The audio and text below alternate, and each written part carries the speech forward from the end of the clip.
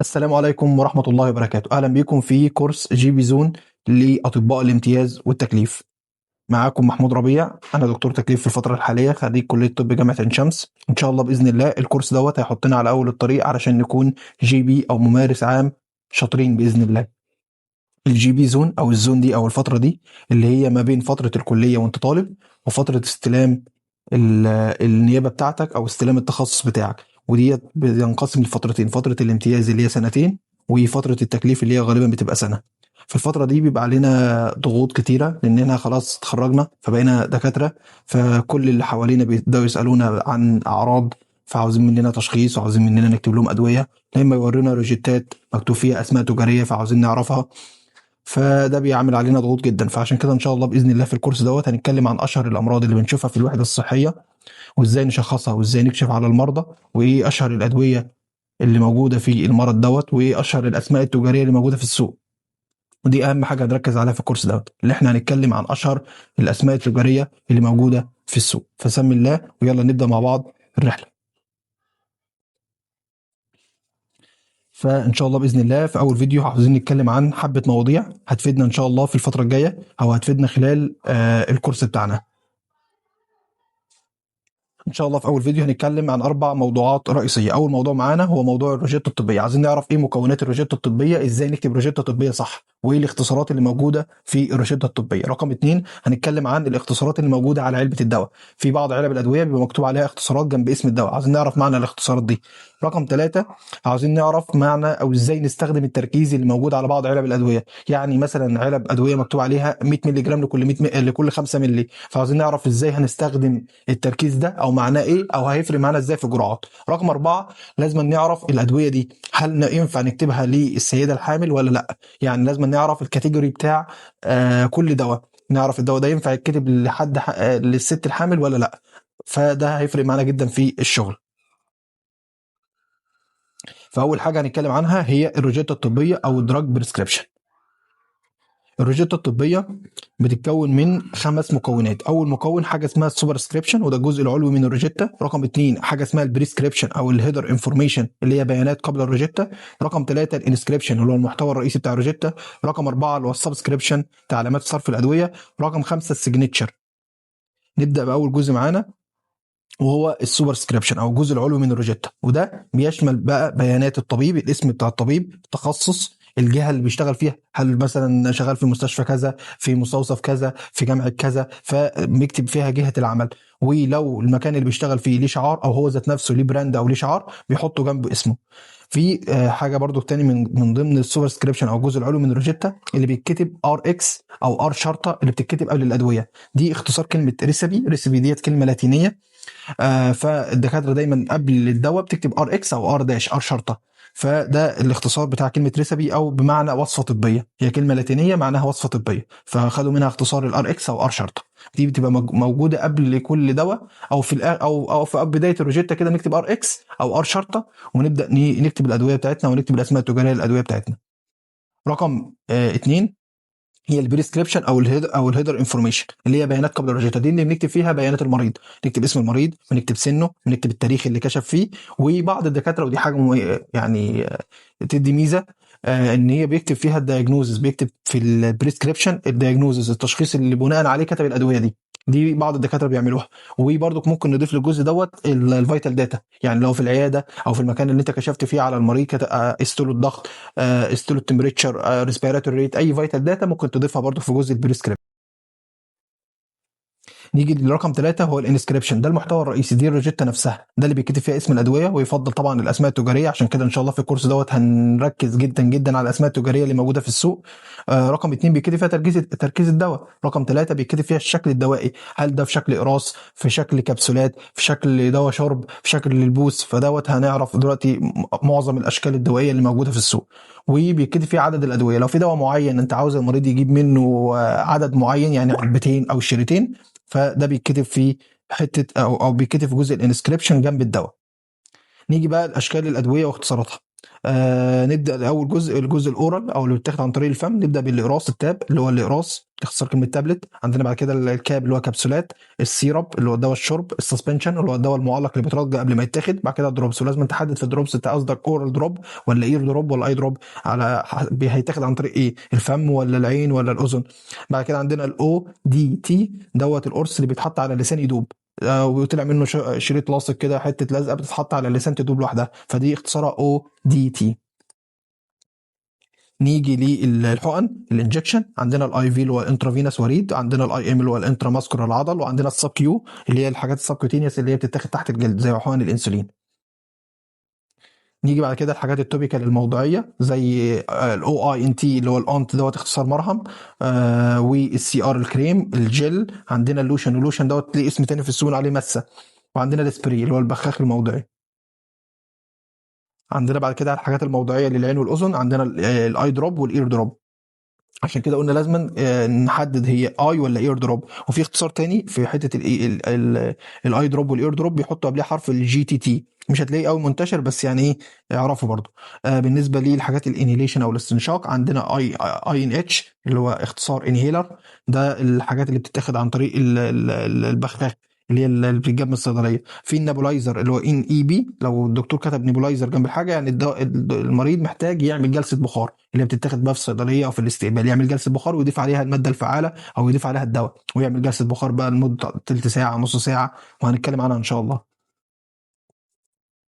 بعد كده حاجات اللي هي اللبوس اللي هو اس يو بي بي سابوزيتوري، او اللي هو البي اي اس اس اللي هو اللبوس المهبلي، اللي بيتاخد للسيدات.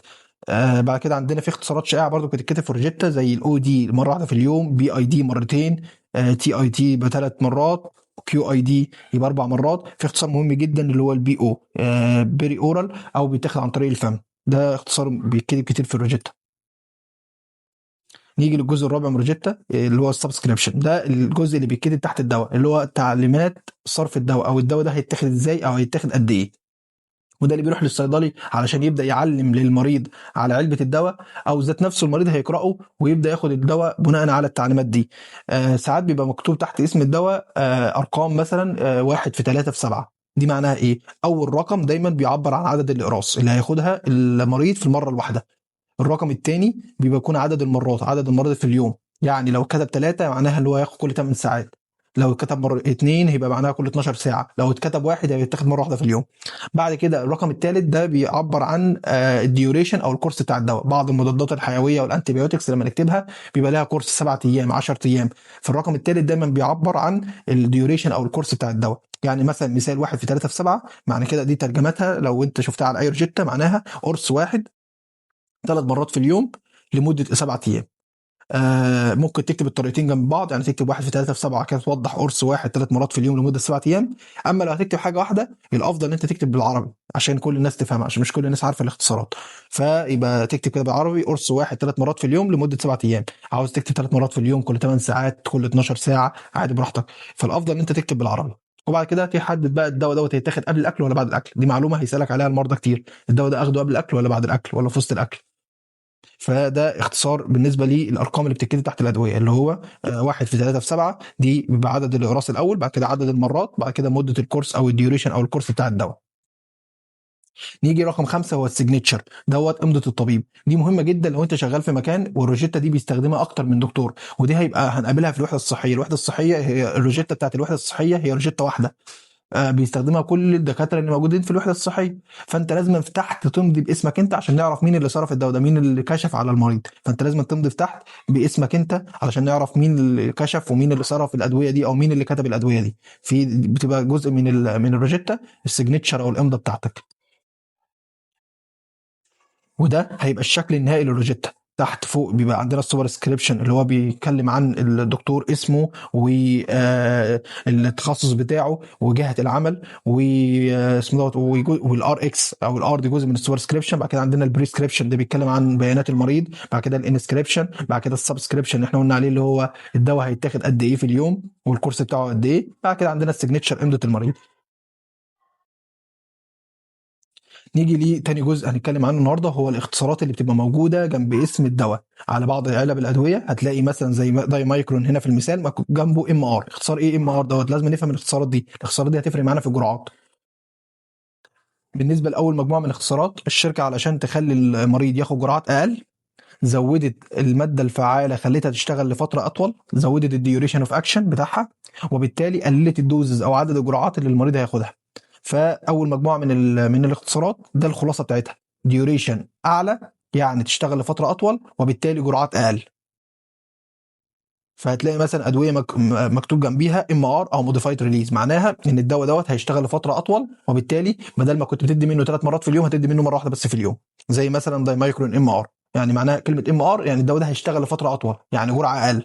يعني المريض بدل ما ياخد 3 مرات ياخد مره واحده بس في اليوم. عندنا حاجه اسمها سستين ريليز اس ار، برضو لما تلاقي دواء زي ميوكو اس ار، يعني ده الدواء هيشتغل فتره اطول وبالتالي تاخد جرعه منه اقل. عندنا الكنترول ريليز، كنترول ريليز زي السي ار، برضو نفس الفكره، فتره اطول في الشغل وعدد جرعات اقل. عندنا اللونج اكتنج ال اي برضو نفس الكلام. عندنا الاكس ار والاكس ال اللي معناها اكستند ريليز، برضو نفس الكلام، ديوريشن هيكون اطول يعني هيشتغل فتره اطول وعدد جرعات هتبقى اقل، وده بيريح المريض. يعني المريض بدل ما كان بياخد 3 مرات وعاوز يفتكر ال3 مرات او كل 8 ساعات يفتكر ياخد الدواء، لا خلاص الدواء ده انت تاخده مره واحده، هتصحى مثلا الصبح تاخده مره واحده. فطبعا الادويه اللي بتبقى بتشتغل لفترات اطول بتبقى يعني اشهر واحسن يعني. عندنا اختصارات تانية زي اختصار فورت. فورت لما تلاقيه جنب اسم اي دواء معنى كده ان الدواء دوت لو في مثلا في علبه منه تركيز 100، لما يتحط كلمه فورت عليها معناها كده ان احنا خلينا الماده الفعاله تركيزها بقى 200، يعني ضاعفنا الدوز، عملنا دبل دوز. كلمه فورت يعني دبل دوز من الماده الفعاله. يعني هتلاقي ان الدواء المعين ده موجود في السوق بتركيز 100، هتلاقي نفس العلبه بس مكتوب عليها فورت، معناها بدل تركيز 100 بقى تركيز 200، يعني عملنا دبل الدوز او ضاعفنا الجرعه. تمام. بعد كده عندنا حاجه اللي هو السي او. السي او اللي هو الكومباينيشن، معناه ان الماده الفعاله متضاف عليها ماده تانية عشان تحسن من الفاعليه بتاعتها. زي ايزابريل مثلا سي او، يعني سي او يعني مضاف عليه، يعني في كومباينيشن في ماده فعاله تانية. نفس الفكره برضو بلس، لما تلاقي عليه كلمه بلس معناها ان عملنا كومباينيشن مع ماده فعاله تانية عشان نزود من الفاعليه بتاعت الدواء، زي كونكور 5 بلس. نيجي لتالت جزء معانا هنتكلم فيه، هو التركيز اللي موجود على الأدوية تحت اسم الدواء، خصوصا الأدوية الشرب وخصوصا أدوية الأطفال. بيبقى موجود عليها تركيز، زي مثلا مثال هنا البروفين مكتوب تحته 100 مللي جرام لكل 5 مللي. معناه ايه؟ معناه ان انت لو سحبت بالسرنجه 5 سم، اللي هو الرقم الثاني اللي هو 5 مللي، 5 مللي يعني 5 سم بالسرنجه، لو جبت حجم 5 مللي من الدواء ده، معنى كده ان انت هتدي تركيز من الماده الفعاله 100 مللي جرام. يعني كل 5 مللي بالسرنجه او 5 مللي او 5 سم بالسرنجه من الدواء دوت، معناه ان في تركيز 100 مللي جرام من الماده الفعاله. طب ده هيفيدنا في ايه؟ هنستفاد منه في كبار. لما اجي اقول لك بعض الادويه لما نيجي نتكلم عنها خلال الكورس، هقول لك ان الماكسيمم دوز يعني اكتر جرعه هتديه للمريض من الدواء ده رقم معين. انت بقى لازم تحسب التركيز اللي هو الماكسيمم دوز من التركيز ده موجود في كميه قد ايه، عشان تقول للمريض مثلا انت اقصى حاجه تاخدها من البرشام ده 4 مرات في اليوم، ما ينفعش تاخد 5 مرات، لان انت لو خدت 5 مرات انت كده خدت حجم اكبر وبالتالي تركيز اعلى من الماكسيمم دوز، فتخش في توكسيستي من الدواء. فانت مثلا فده هيفيدنا في الماكسيمم دوز في الكبار. بالنسبه للصغيرين او الاطفال يعني هيفيدنا جدا واحنا بنحسب حاجه اسمها الافكتيف دوز. تعال نقول مثال.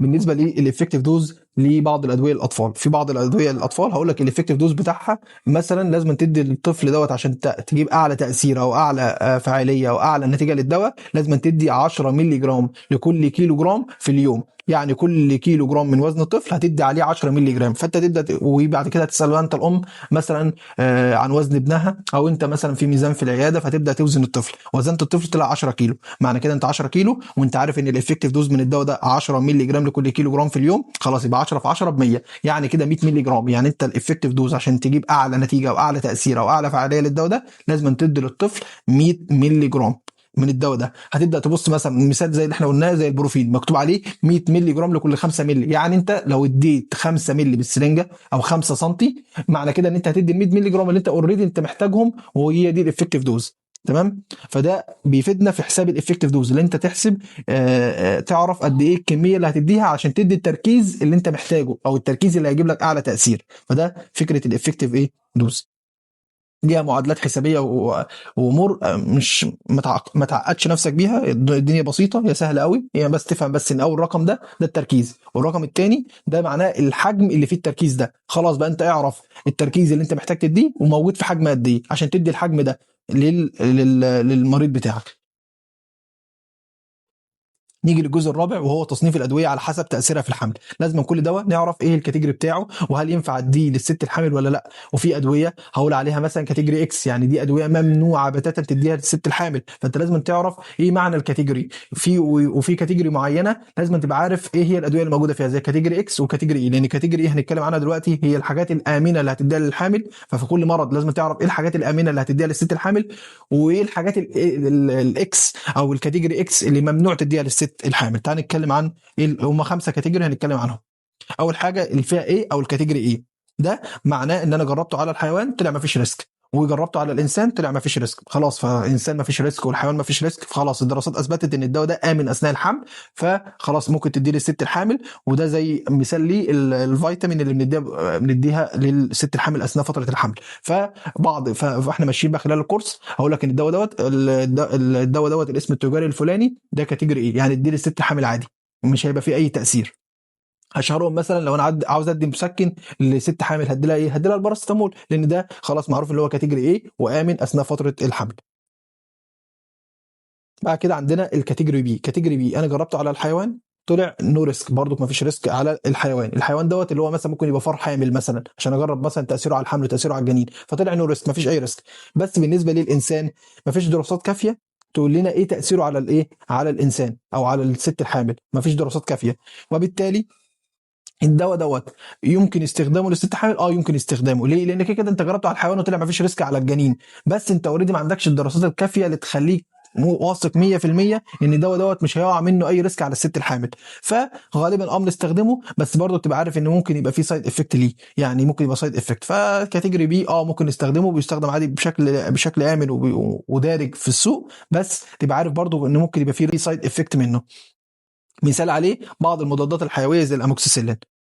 نيجي بقى لكاتيجوري سي. كاتيجوري سي انا عملته على الحيوان طلع ان في ريسك، يعني خلاص انا عارف ان لما استخدمته في الحيوان طلع ان عمل لي ريسك برضه. بس بالنسبه للانسان نفس الكلام، مفيش دراسات كافيه تقول لي ايه هو في ريسك ولا مفيش ريسك. بس هنا في ملحوظه، انت جربته على الحيوان طلع ان في ريسك، فمعناه ان الدواء ده استخدامه في الست الحامل هيبقى عليه ديبيت كتير او عليه خوف او في منه خوف شويه. فبس الواقع بقى ازاي الادويه اللي هي الكاتيجوري سي بتستخدم في السوق، دكاتره النساء بيكتبوا ادويه معينه هي مصنفه ان هي كاتيجوري سي، بس هي استخدمتها وما لقتش فيها ريسك وما طلعش منها ريسك، بس هو ستيل الدواء تصنيفه كاتيجوري سي.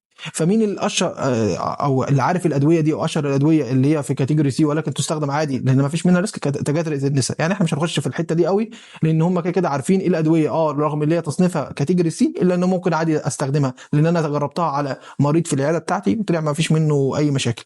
فاللي بيبقى عارف ايه الادويه اللي رغم تصنيفها كاتيجوري سي بس ممكن تستخدم هي دكاتره النساء. مش هنخش في الموضوع ده قوي، احنا قايلين اكتر حاجه نعرفهم كاتيجوري ايه وكاتيجوري اكس، ايه الامن وكاتيجوري بي برضو ايه الامن وايه الحاجات اللي مستحيل استخدمها. اما بالنسبه للحاجات اللي عليها ديبيت وعليها خلاف وعليها محتاجه اكسبيرينس وخبره لفترات طويله دي بنسيبها للدكاتره المختصه. نيجي لكاتيجوري دي. كاتيجوري دي انا عملته على الانسان وعملته على الحيوان طلع ان في فيتال ريسك، في تاثير على الجنين، بس الدواء دوت رغم ان انا عارف ان في تاثير على الجنين الا انا عارف ان هو هيديني بينيفيتس او هيديني فوائد او هيديني تاثير انا محتاجه. والتاثير ده لو انا جيت عملت مثلا كفتين ميزان كده، عندي ريسك وعندي بنفيت، لقيت ان البنفيت اعلى من الريسك في الحاله دي، انا ممكن استخدم الدواء ده. اشهر حاجه ممكن الام تخش اثناء فتره الحمل في بري اكليمسيا او اكلامسيا اللي هو تشنجات الحمل او تسمم الحمل، وتخش في التشنجات ديت من علاجها او في ادويه بيستخدم في العلاج التشنجات زي الفينوتوين دوت انا عارف ان هو في فيتال ريسك منه على الام وعلى الجنين بس او على الجنين خصوصا، بس انا متاكد في الفتره في الوقت ده في اللحظه دي لو جيت اقيس لا البنفيت الفايده بتاعته اللي هو هيوقف لي تشنجات وبالتالي هيحافظ على حياه الام اعلى من الريسك اللي ممكن يعمله على الجنين. ففي الحاله دي ممكن ادي عادي الفينيتوين رغم اللي هو كاتيجوري تي. طبعا ده برضو مش هيبقى لنا، احنا مالناش دعوه بالفئه دي، ده اللي ليه استخدام في حالات معينه ودكاتره معينه او دكاتره في تخصصات معينه عارفه امتى استخدم ده، لانها بتوازن بقى تشوف مين اللي هي الفايده اعلى ولا الريسك اعلى. بالنسبه لي الفئه اكس او الكاتيجوري اكس، كاتيجوري اكس خلاص انا عامل وعارف ان هو تراتوجينيك، عارف ان هو هيعمل ابورشن، انا متاكد 100% ان الدواء دوت لو اتاخد هيعمل تشوهات في الجنين، هيعمل ابورشن، يعمل اجهاض، فبالتالي ده ممنوع. ده بقى انت مطالب انت تعرفه. ليه مطالب؟ لان ممكن الام تيجي تسالك او اي حد مثلا من قرايبك او مثلا انت قاعد في الوحده الصحيه حد يقول لك الدواء ده ينفع، فانت عارف ان الدواء ده اكس، انت لازم تحذرها تقول لها ممنوع يتاخد اثناء فتره الحمل. واشهرهم ادويه اللي بتستخدم في حب الشباب الايزوتروجينوين اللي بيستخدم في حب الشباب او فيتامين اي، لانهم تراتوجينيك وبالتالي هيعمل تشوهات في الجنين، فانت لازم تحذر تقول لهم ان ده ممنوع يستخدم اثناء فتره الحمل.